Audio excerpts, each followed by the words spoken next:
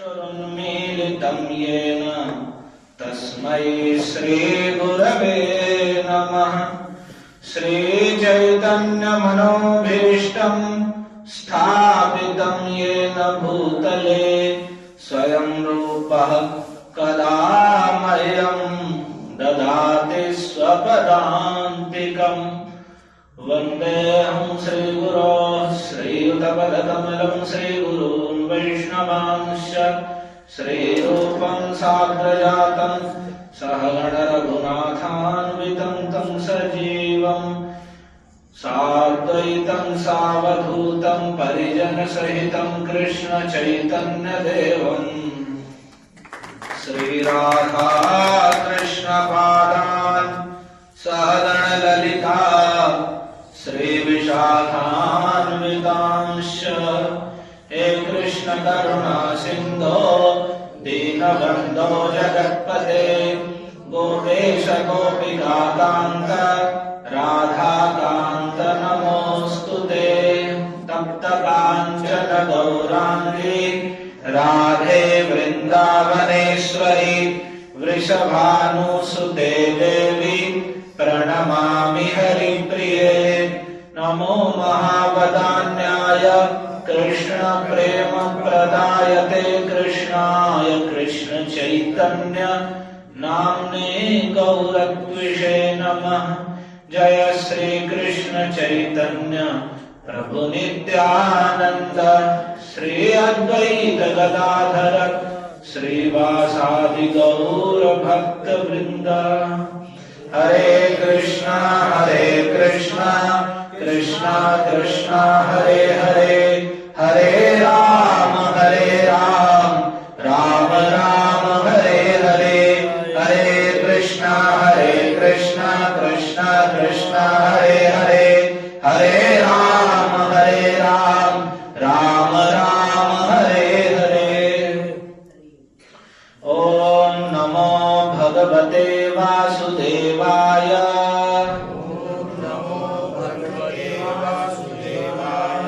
ओम नमो भगवते वासुदेवाय।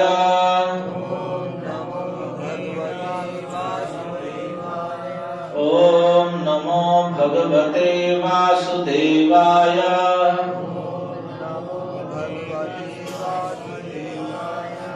मेरे पीछे बोलिए।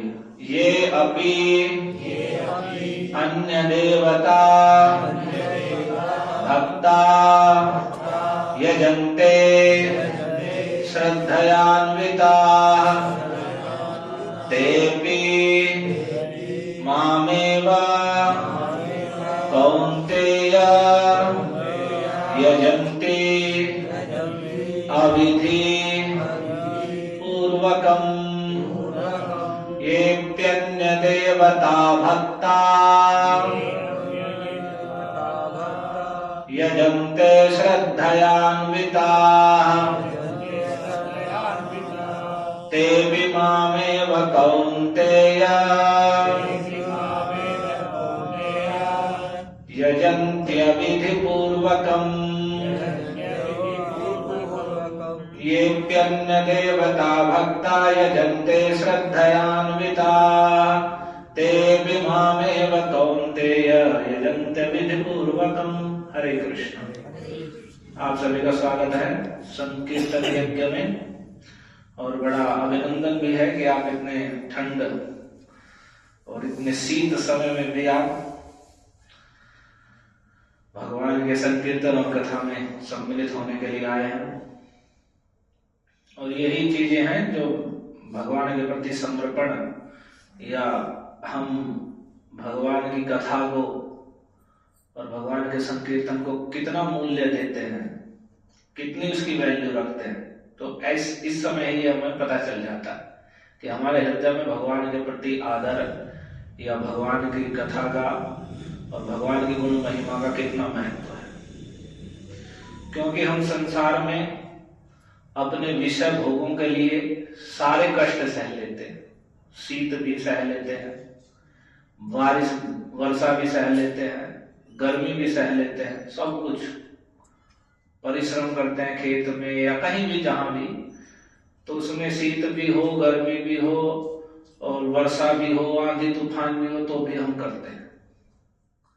लेकिन यदि भगवान की कथा कीर्तन में हमें थोड़ी सी कोई शारीरिक समस्या हो जाए, या कुछ थोड़ी मोड़ी, या कुछ शीत हो गया, थोड़ी हवा चल रही है, या थोड़ी वर्षा की बूंद सी आ गई है, तो हम तत्काल ही उस बहाने को बहुत बड़े स्तर पे लेके जाते हैं। नहीं नहीं नहीं, अब तो हम कथा कीर्तन में नहीं जाएंगे या नहीं सुनेंगे, तो क्योंकि हम उसका महत्व नहीं जान पा रहे हैं। तो वास्तव में भगवान की कथा का महत्व का तो कहा ही नहीं जा सकता, क्योंकि भगवान स्वयं ही अपनी कथा के रूप में है। यदि हम भगवान की नित्य सन्निधि चाहते हैं, कि हमें भगवान की सन्निधि, भगवान के साथ रहने की अनुभूति हो, तो हम भगवान की कथा से भगवान के संग में सदैव रह सकते हैं।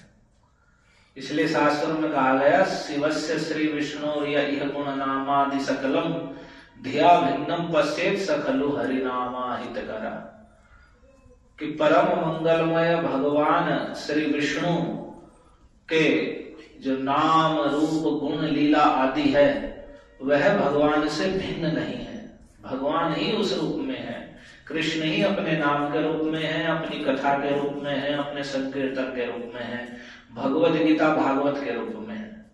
तो उनमें अगर हम भेद बुद्धि करते हैं कि भगवान कुछ और हैं, उनका नाम, उनकी कथा या भगवद गीता भागवत कुछ और है, ये अलग है और भगवान कुछ अलग है, तो ये भी एक बड़ा अपराध और दोष है। वास्तव में भगवान को अगर हमें जानना है और भगवान की कृपा को प्राप्त करना है और वास्तव में सुख प्राप्त करना है, अपने तन मन और घर परिवार सब में सुख अगर हम चाहते हैं, और क्लेश की निवृत्ति चाहते हैं, दुख क्लेश की, और मन की सदैव प्रसन्नता चाहते हैं, तो वह भगवान के संपर्क में ही हो। तो वो भगवान का संबंध हमें कैसे मिलेगा? तो भगवान के संकीर्तन से।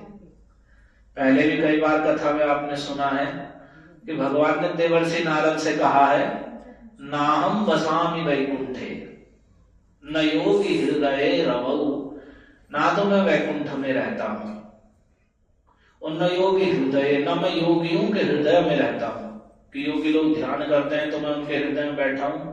तो भगवान कह रहे नहीं, ना मैं वैकुंठ में रहता हूं, न योगियों के हृदय में रहता हूं, न रवौ, न सूर्य में रहता हूं, तो फिर कहां रहते हैं? तो भगवान कह रहे हैं, मद भक्ता यत्र गायन्ति तत्र तिष्ठामि नारद। हे नारद, मेरे भक्त लोग जो भगवान का अपने को दास समझते हैं, उसे कहते हैं भक्त। हम किसी बस कार्य विशेष के लिए हमारा एक बस काम बन जाए, इसलिए हम 2-4 दिन के लिए बड़े भक्त हो गए, और जैसे काम बना या नहीं बना और बस सारी भक्ति हमारी खत्म। ये भक्त वक्त में नहीं आता। भक्त का मतलब भगवान तो हमारे नित्य स्वामी है। वास्तव में भगवान की भक्ति तो हमारा नित्य धर्म है। जैसे हम खाना पीना ये सब कार्य करते हैं, वैसे ही प्रतिदिन भगवान को नमस्कार करना, भगवान के नाम का जप करना और भगवान की आरती पूजा करना, ये हमारे जीवन का अंग है। तो जैसे अगर हम खाना पीना छोड़ दें तो हमारा शरीर सूखता चला जाएगा और शरीर में कितने दोष उत्पन्न होंगे, या और दूसरे हम वस्त्र आदि पहन रहे हैं, शीत में पहनना छोड़ दें तो हमें कितनी समस्या उत्पन्न होगी। तो लेकिन जो हमारे जीवन का मुख्य अंग है, प्रतिदिन भगवान की आराधना करना, उसे हमने सबसे पहले छोड़ दिया। ये सबसे बड़ा दोष, कि हम खाना पीना जो उन कर्मों को तो कर रहे हैं और हम जानते कि नहीं छोड़ेंगे तो हम जी नहीं पाएंगे और दुख पाएंगे, लेकिन जो हमारे जीवन का और हमारी भारतीय संस्कृति का, हमारे धर्म का, हमारी सभ्यता का एक मुख्य अंग है कि प्रतिदिन प्रातः काल में सुबह जल्दी जागना और स्नान आदि करके सबसे पहले भगवान के नाम का जप करना, भगवान की आरती पूजा करना और भगवत गीता, भागवत, रामायण जैसे ग्रंथों को पढ़ना सुनना। तो ये जो हमारा मुख्य अंग है, यदि हम जिसके द्वारा हमारे घर में, हमारे मन में, हमारे तन में सब प्रकार से सुख, शांति और समृद्धि की प्राप्ति होती है, वो ही अंग हमने हटा दिया। और उसी कारण से उसी कारण से हम इतने दुखी और हमारे भीतर इतने दोष भरते जा रहे हैं। इतने प्रकार के दोष जो भी भर रहे हैं समाज में उत्पन्न हो रहे हैं, तन में, मन में, सब जगह उत्पन्न हो रहे हैं और हम प्रतिदिन दिन प्रतिदिन अधःपतन की ओर जा रहे हैं, नीचे गिरते जा रहे हैं लोगों का स्तर। तो वो उसका कारण वही है कि जो हमारा आधार था, जिसके द्वारा हमारी प्रसन्नता, हमारी सुख समृद्धि थी और है, वही हमने हटा दिया और हमने सोचा कि बस हम पशु की तरह खाएंगे पिएंगे और इससे हम सुखी हो जाएंगे। नहीं, हमें पशुओं से भिन्न यही तो बनाता है कि हम प्रतिदिन भगवान को भज सकते हैं, हम हरिनाम का जप कर सकते हैं, हम भगवत गीता से, भागवत से भगवान की गुण महिमा को पढ़ सुन सकते हैं। यही तो भिन्न करता है। नहीं तो कुत्ते भी सुबह उठते हैं, बस खाने पीने के दौड़ने लगते हैं, न खाया पिया सोया इधर उधर घूमेंगे। और वैसे हम बस उठे और बस खाना पीना सोना, न स्नान करना, न कुछ भगवान का स्मरण करना, कुछ भी नहीं, और इन सब कार्यों में लिप्त हो जाते हैं। तो पशु बनते जा रहे हैं। देख रहे हैं कितना लोगों का स्तर गिरता जा रहा है, बुद्धि का, मन का, हर जगह कलह क्लेश भरा पड़ा है। घर में किसी की किसी से ना बनती है ना कुछ है। क्यों? क्योंकि मन में वे दोष जो भर रहे हैं। जैसे शरीर का तो हम शोधन कर लेते हैं या कपड़ों का धो करके, लेकिन हम जो हमारे मन में जो दोष भर रहे हैं और उसमें जो कूड़ा कबाड़ भर रहा है, उसका हम शोधन ही नहीं करते। उसका कभी हम शोधन ही नहीं करते तो वो भरता चला जाता है। और जैसे किसी वस्त्र को अगर ना धोएं और कितना गंदा होता चला जाता है, उसमें तो कितनी दुर्गंध मारते हैं। ऐसे ही वो मन जो कभी भगवान की कथा से, भगवान के नाम के द्वारा नहीं धोया गया है, ऐसे ही मन वह दूषित होता चला जाता है और वह उसमें से दुर्गंध आने लगती है। वो व्यक्ति भी ऐसा ही दूषित हो जाता है। स्वयं चाहते हुए भी लोगों में देखा जाता है कि उनका मन इतना दूषित हो जाता है, इतना गिर जाता है कि वे बुद्धि से सोचते भी हैं कि मैं इन सब कार्यों को छोड़ दूं, मैं अपना उद्धार कर लूं, उत्थान कर लूं कुछ, लेकिन वो इतना मन दूषित हो गया कि अब वह उठ नहीं, चाह कर भी वह फिर वहीं गिरता है। क्यों? क्योंकि उस मन का कभी शोधन नहीं किया गया, कभी उसकी सफाई नहीं की गई। और वो सफाई है चेतो दर्पण मार्जनम परम विजयते श्री कृष्ण संकीर्तनम। तो भगवान श्री कृष्ण का संकीर्तन, उनके नाम का, उनके रूप गुण महिमा का कीर्तन, उसका श्रवण, उसका मन में स्मरण, भगवान का दर्शन, उनको प्रणाम करना, ये मन का शोधन कर देता है। और जब वो मन शुद्ध रहता है तो फिर हम सदैव प्रसन्न रहते हैं। जैसे वस्त्र अगर धुल जाता है तो वैसे खिल उठता है, वैसे ही जब मन शुद्ध होता है और प्रतिदिन अगर सुबह उठते हैं, हरिनाम जपते हैं, शाम के समय जब भी समय मिले भगवान का नाम जपते हैं, तो वो मन में जो दोष आ रहे हैं देख करके सुन करके वे धुलते जाते हैं और पवित्र होता रहता है। और उससे वह मन सदैव प्रसन्न रहता है। और जब मन प्रसन्न रहता है तो न क्लेश होते हैं, न कलह होती है, कुछ भी नहीं होता। और उसी प्रसन्न मन में ही भगवान के विषय का ज्ञान, आत्मा का ज्ञान, भगवत संबंध का ज्ञान, भगवान क्या है, उनका स्वरूप क्या है, संसार क्या है, हम यहाँ दुख क्यों भोग रहे हैं, उसी प्रसन्न मन में ये ज्ञान उदित हो सकता है। जो मन दूषित है, जिसमें काम क्रोध लोभ भरे पड़े हैं, वहां कैसे ज्ञान उत्पन्न हो जाएगा? तो पहले से ही गंदा पड़ा है। तो जो मन शुद्ध होता है तो शुद्ध प्रसन्न चेतसो यासो बुद्धि पर्यवतिष्ठते। जब मन चित्त प्रसन्न हो जाता है तो बुद्धि स्थिर हो जाती है, और स्थिर बुद्धि में फिर वह भगवान के विषय में सुनकर या पढ़कर समझ सकता है और वह अपना वास्तविक कल्याण कर सकता है। तो हमारे जीवन का मुख्य अंग है भगवान को भजना। प्रतिदिन सुबह उठकर भजना, दोपहर को भजना, शाम को भजना। इसलिए नियम भी बनाए गए शास्त्रों में कि हम प्रातः काल संध्या का समय, संध्या कहते हैं जब दो समय मिलते हैं। अब रात्रि जा रही है और सुबह हो रहा है, तो उसमें सुबह का विशेषकर जो 4:30 5:30 का उसके बीच का जो समय है, जिसे ब्रह्म मुहूर्त कहते हैं, जो भगवान के भजन के लिए बड़ा उपयुक्त है। लेकिन वो समय हम अपना ऐसे व्यतीत करते हैं। कैसे? सो करके। रात में हम 12 बजे तक 1 बजे तक मोबाइल चला रहे हैं लोग। प्रतिदिन के नियम है। शरीर जब सोने का समय, उस समय वो जिस मोबाइल में से इतनी तरंगे जो आंखों के लिए, शरीर के लिए इतना हानिकारक है, और उसमें देख भी रहे हैं उल्टा सीधा सब। पहले तो वो इतना, उसमें से इतना रेडिएशन निकल रहा है, वो हमारे लिए इतना हानिकारक है, और ऊपर से हम उसमें देख इतना हानिकारक रहे हैं, और जब पूरे दूषित हो जाते हैं फिर वो 12-1-2 बजे तक सोते हैं, और जब जागने का समय है तब सोते हैं, और फिर वह सारा महत्वपूर्ण समय हमारा यहीं बीत जाता है। फिर 8 बजे उठते हैं और वो चिड़चिड़ापन वो रात भर का वैसे रहता है। उठकर फिर उठते हैं, ऐसे ही तैसे खा लेते हैं, और वहीं सुबह ही पहले घर में लड़ते हैं, फिर कार्य करने जाते हैं तो वहां भी कुछ मन नहीं लगेगा, कुछ भी नहीं लगेगा, वहां और क्लेश होता है, और दिन भर सब क्लेश ही क्लेश। तो क्यों? तो सब यही थी जो हमने अपना पार्श्विक जीवन और जो हमारे मूल चीज है जिसके द्वारा हम प्रसन्न रहते हैं वही हमने हटा दिया।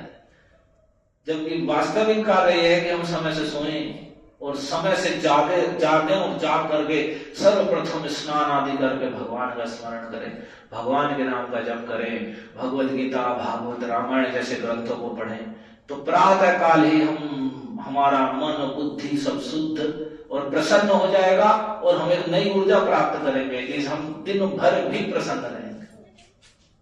इसलिए अंग्रेजी में भी कहावत है, early to bed early to rise make a man healthy wealthy and wise, कि जो अर्ली टू बेड का मतलब जल्दी से सोता है, और अर्ली टू राइज और शीघ्र ही सुबह सुबह उठता है, तो वह व्यक्ति जल्दी सोना और जल्दी उठना उस व्यक्ति को हेल्दी वेल्दी और वाइज, यानी हेल्दी यानी स्वस्थ, वेल्दी धनी, और वाइज यानी बुद्धिमान, यानी धनी और स्वस्थ और बुद्धिमान बनाता है यदि व्यक्ति प्रतिदिन समय से सोता है और समय से जागरण करता है, और वह जागरण करके भगवान का भजन करता है, तो वह प्रतिदिन आध्यात्मिक उन्नति कर रहा है और प्रसन्न है।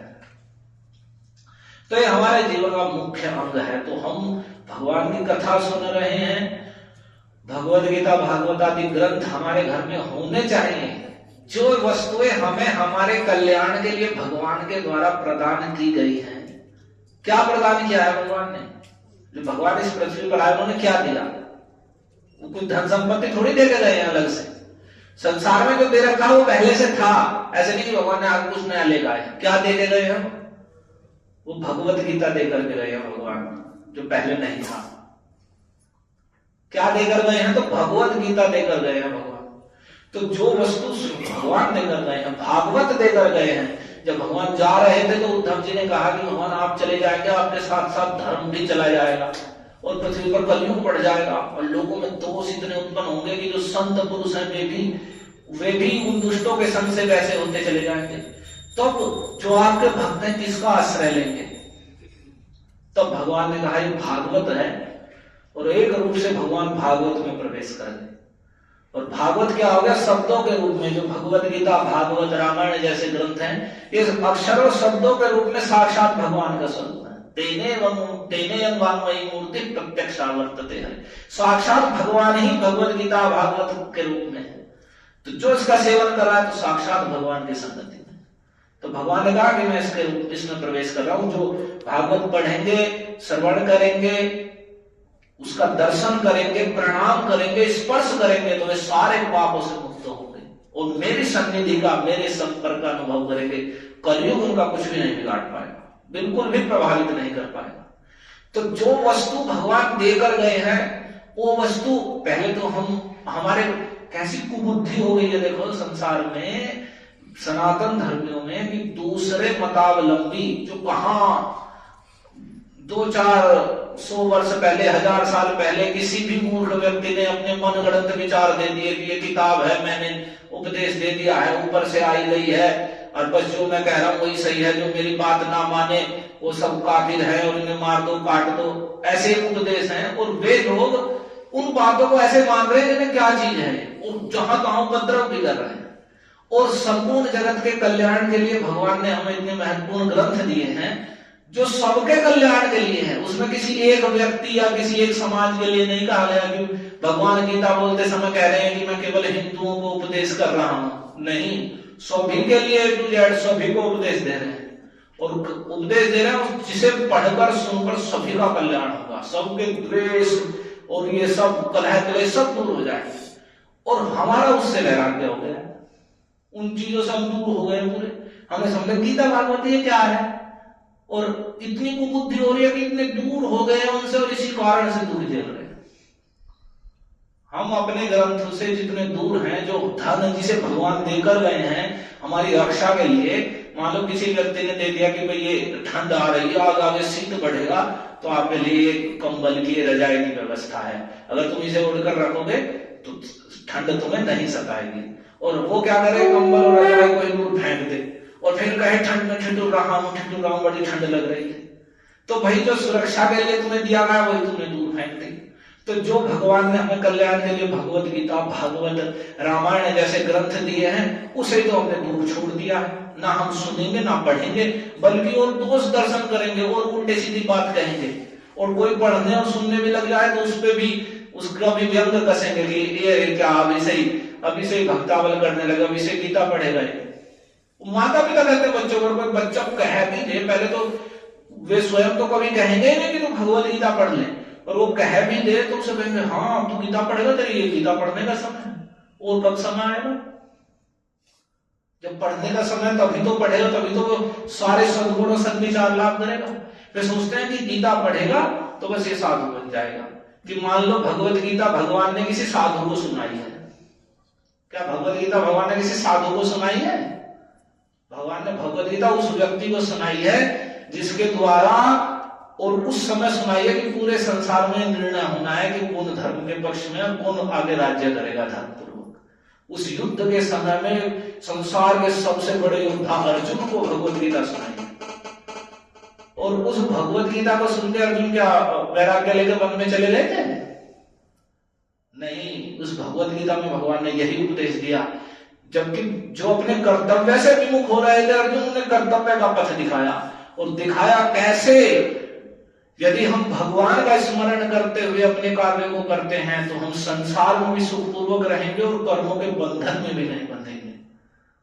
वो सब उपदेश भगवान ने भगवत गीता में दिया, जिसे सुनकर अर्जुन को श्रेष्ठ ज्ञान प्राप्त हुआ, और प्राप्त होकर के वे अपने वास्तविक कर्तव्य में लगे।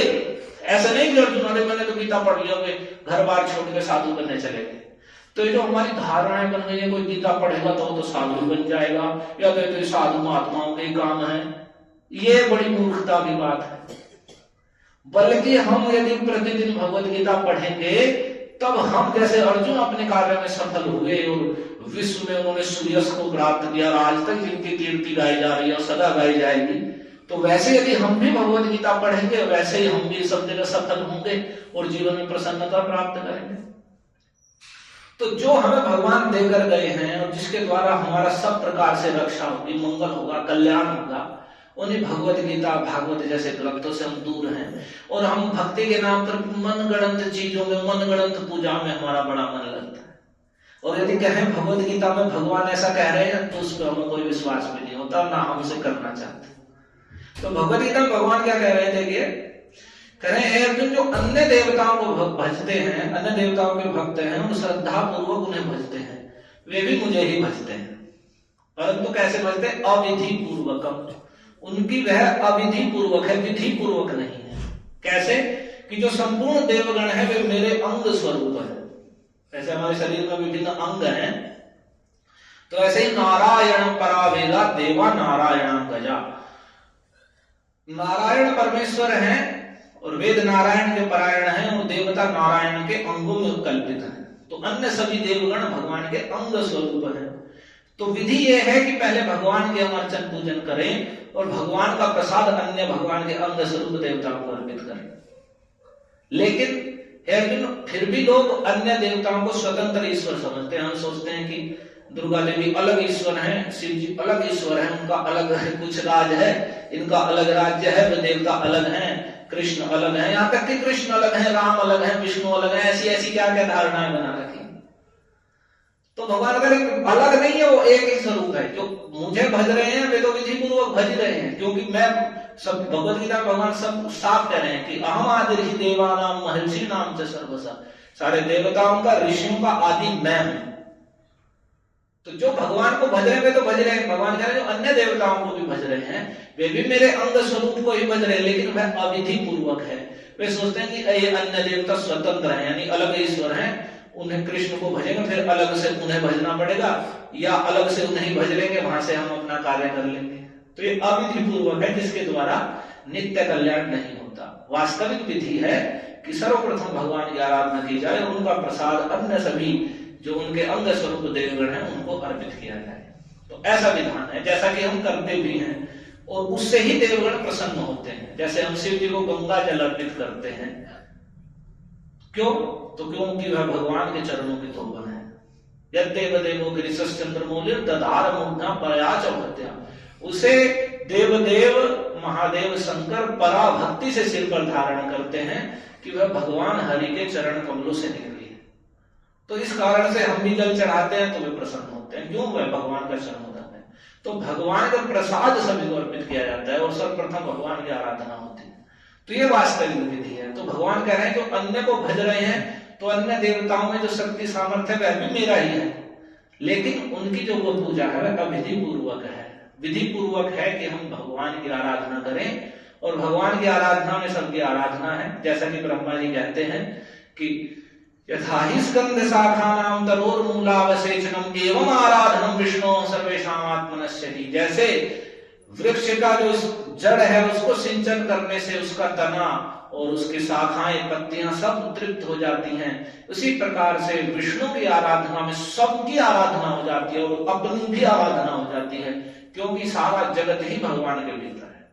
और फिर भगवान की आराधना के पश्चात जो भगवत प्रसाद है वह सबके लिए ग्राह्य है, और वही अन्य देवताओं को या ऋषियों को पितरों को अर्पित करने योग्य है। उसके द्वारा सबकी तुष्टि होती है वास्तव में।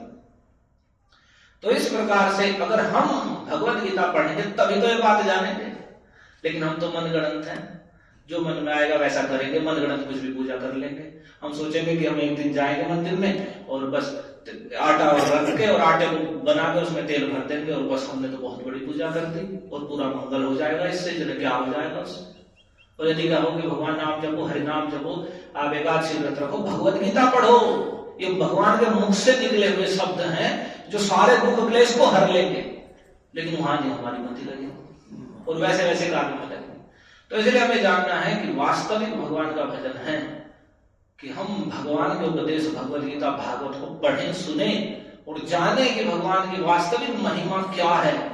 और उससे जब हम सुनेंगे तब हमारा भगवान के प्रति दृढ़ विश्वास और उनकी अनुभूति बढ़ेगी। और प्रतिदिन हम ये नियम बनाएं कि हम प्रातःकाल रात्रि में समय से सोएंगे और समय से जागरण करके सर्वप्रथम हम घंटा भर कम से कम हरिनाम का जप करेंगे, भगवत गीता भागवत रामायण जैसे ग्रंथ को प्रतिदिन पढ़ेंगे, तब जाकर हम वास्तविक कल्याण को, कोई भी एक जड़ सबके लिए है, तो हम वह व्यक्ति कोई भी होगा, वह स्त्री पुरुष बालक बूढ़ा, कोई भी किसी जाति का किसी देश का कोई भी मनुष्य वह अपने परम कल्याण को प्राप्त करेगा यदि वह इस प्रकार से भगवत गीता भागवत को पढ़ता सुनता है और हरि नाम को जपता है। हरे कृष्णा कृष्णा कृष्णा हरे हरे, हरे राम राम राम हरे हरे।